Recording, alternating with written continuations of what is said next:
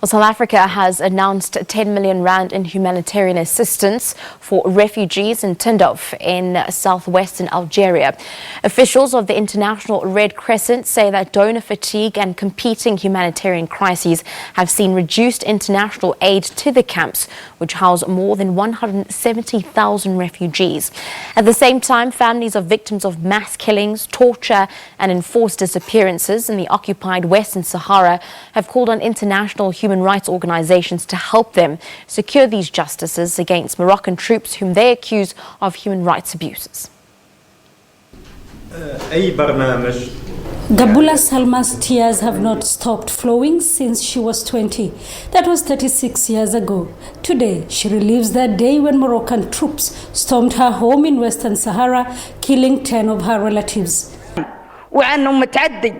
The violations that Morocco is carrying out in Western Sahara must not be permitted, and that is why we are asking the European Union and the African Union to put an end to these violations, and they have to show to the entire world that Morocco is committing atrocity against the Sahrawi people. Abali Said Adaf watched it all. He was only 13 then.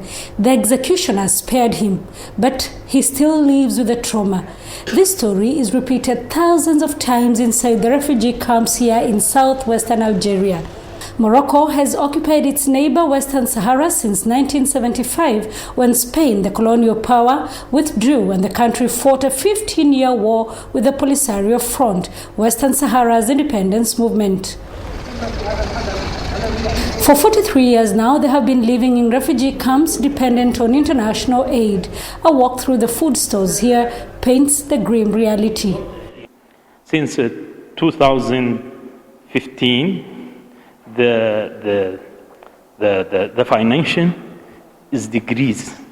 For this, the quantity and the kind of products is going down, yes. Until we reach now just 1 kilogram per beneficiary. We distribute just 1 kilogram per beneficiary a month.